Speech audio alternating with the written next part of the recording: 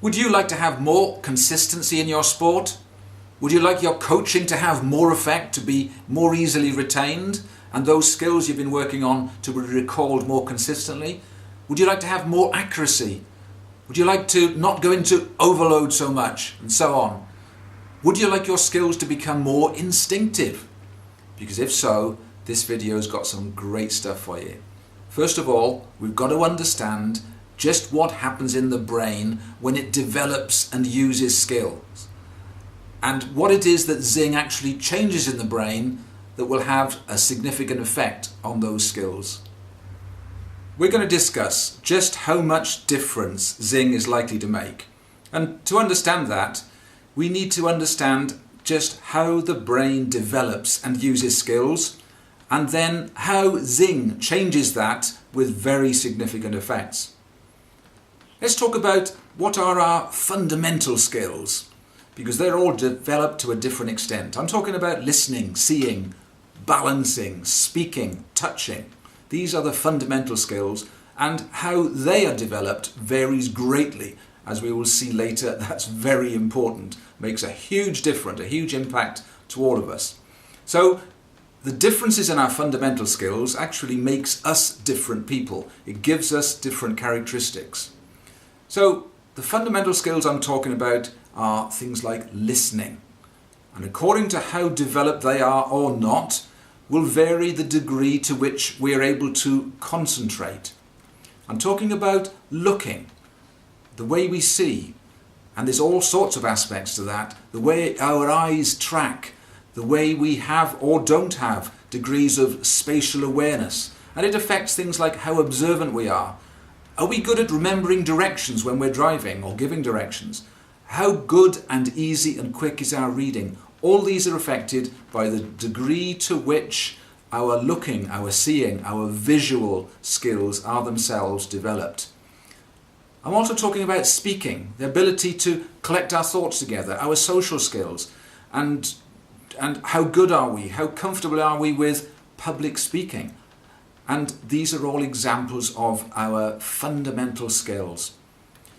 Balancing is another fundamental skill. We have various bits that contribute to our brain's ability to make us balance. Our vestibular function, that's our inner ear. Our somatosensory functions, that's our feelings through our body. And what we see, they all combine to give us a fundamental ability to stand up and balance. If you're not particularly good at balancing, if some of those skills aren't highly developed, it will make you be travel sick, for instance. It will give you problems worrying about heights. It might even impact your ability to putt or to chip on a golf course. So balancing is a fundamental skill. Another fundamental skill is obviously coordination. Our eye to foot coordination, our eye to hand coordination. And it's that, if it's highly developed, we're good at things like kicking and catching and playing tennis. And if we're not as good at it, we are less good, less consistent at things like playing tennis and kicking and catching. So those are the fundamental skills. Another fundamental brain activity is our memory, our short-term memory, or our long-term memory, our visual memory, or even our emotional memory. And this makes a huge difference to how good we are or not at remembering names or faces, remembering our times table. What is 8 times 7 again? All of these skills are developed to a different extent, from highly developed, which makes them fully automatic and consistent and instinctive, to sometimes not at all developed, and it makes those things that we try and do very, very different. So, these fundamental skills that we're talking about, they are the ones that are the very building blocks for the far more complex skills we need every day. So if the fundamental skills are not fully developed, that seriously impacts our ability to develop complex skills. I'm talking complex skills like driving a car is actually a complex skill. You might have forgotten if you've driven for years, but boy, think back to when you learned. Kicking a ball accurately, consistently, is a complex skill. When David Beckham does it, boy, it's a hugely complex and a very precise skill. Chipping a golf ball is a complex skill. Doing the high jump is a complex skill. And if our fundamental skills are not highly developed, that seriously affects the speed with which we learn those complex skills, the consistency we have when we try and use them, the accuracy we have, and so on. So, if all the fundamental skills used in developing, building up a complex skill are hardwired, are automatic, then those complex skills will be consistent and they will be accurate. If not, that complex skill will be slow to learn and it will never become consistent and accurate. It will never become an instinctive skill. So, for great complex skills, they must have highly developed fundamental skills. Zing cleverly develops those fundamental skills, those building blocks of complex skills, and that's what makes all the difference. They become more consistent, more accurate, and hopefully instinctive. So, you can practice all you like, but if your fundamental skills aren't fully developed, whatever it is you're trying to develop will never become consistent. So let's give an example. Let's look at driving a car. Think back to when you first started to drive, you started learning to drive. Look at the complex skills that were actually being used and the effect in the brain. So there's the main elements. When you're driving, looking is clearly a main element. Other idiots on the road conditions, the road traffic signs, the traffic lights, the speed cameras, all of those things, thinking about them, being concerned about them, especially initially, takes up a big chunk of working memory, the brain capacity. Steering. Do you remember how difficult it was to learn how to steer? Which way you turn the wheel, how far to turn it? And that varies, of course, according to how fast you're going and so on, how quick the bend is. That takes up a big chunk of working memory, of brain capacity. Those pedals.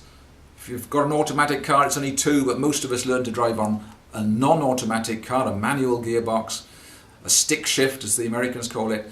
Which one of those pedals do you press? How do you let the clutch out? Takes up a big chunk of working memory. Which gear should I be in? That takes up a chunk of working memory too.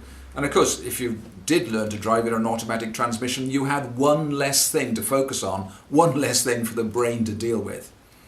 Another thing we're thinking about is, which road do I turn down? What directions do I take? That takes up a chunk of working memory, of brain capacity.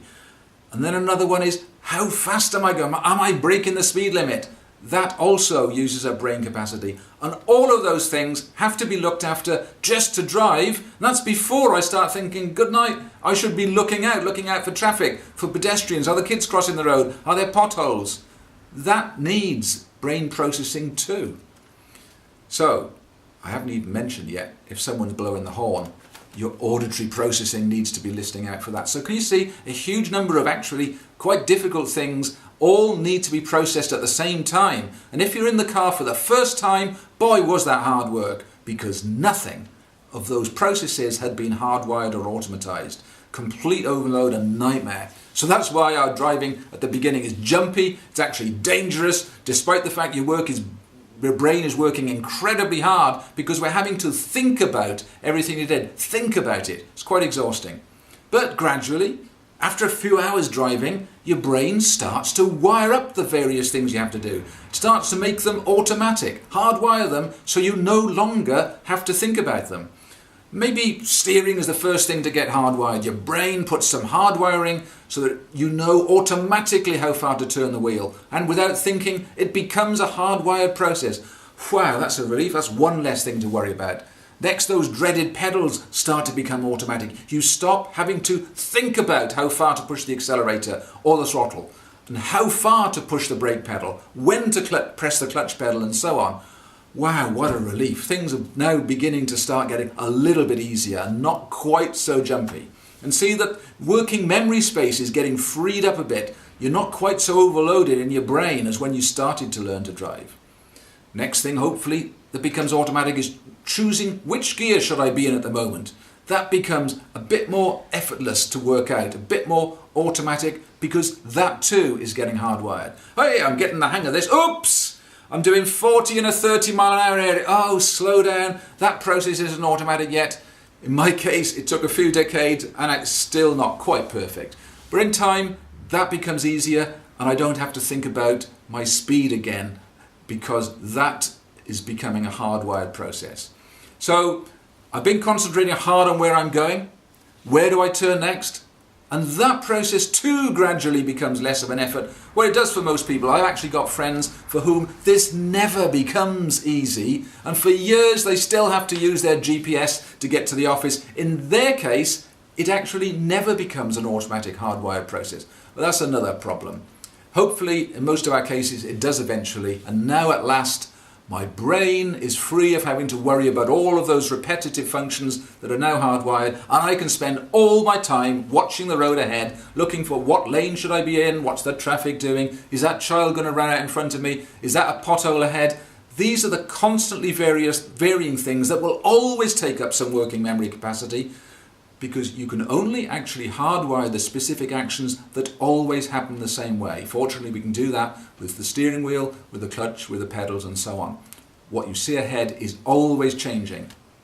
So, now I've learned to drive, I've got lots more capacity in my brain, nearly everything is automatic, I'm more relaxed and calmer. My driving is pretty much hardwired and it's automatic, and so it's consistent and it's smooth. Happy days. So it's important to remember that to achieve consistency, to achieve calmness in any complex skill, I must get as much as possible hardwired, automatic and instinctive. So driving itself is a collection of complex skills, each of which in turn are a combination of fundamental skills. You remember? Looking, listening, coordinating memory and balance and so on. And some of those fundamental skills will themselves be a little less than fully hardwired. It is in each of us. None of us have got fully hardwired fundamental skills across the board. We'll always find one or more not quite hardwired. So if that is the case, as it is with nearly all of us, if not all of us, the complex skills are not going to be quite fully automatic. They can't be. The role of Zing is to create far greater automaticity in the fundamental skills. So you want to see how that happens? There's actually another video that you should look at that's called How Does Zing Work? Have a look. So, with those fundamental skills, those building blocks becoming more fully hardwired, becoming themselves more automatic, when they form part of the more complex skills we need in day-to-day life, in our sport or even in our social skills, they can take those skills from being poor, from being clumsy and inconsistent and inaccurate, to becoming far more consistent, far more accurate. So you'll find with poorly developed fundamental skills, the very process of learning a sporting skill, a more complex skill, much more difficult, a very slow process. And it doesn't matter how much good coaching you have or how much practice you do, it will never become a hardwired, instinctive skill. Conversely, every brilliant sporting skill is likely to be based on highly developed fundamental skills, and Zing increases the likelihood of that happening. By improving those building blocks, it can quickly have a huge effect on those complex skills.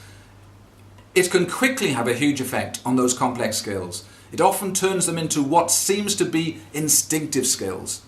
Now, this whole process is a bit like filling a bucket. Just make sure you repair the holes in the bucket first, because it will fill a lot quicker if you do. Your coach is brilliant at filling the bucket, and Zing is brilliant at repairing the holes.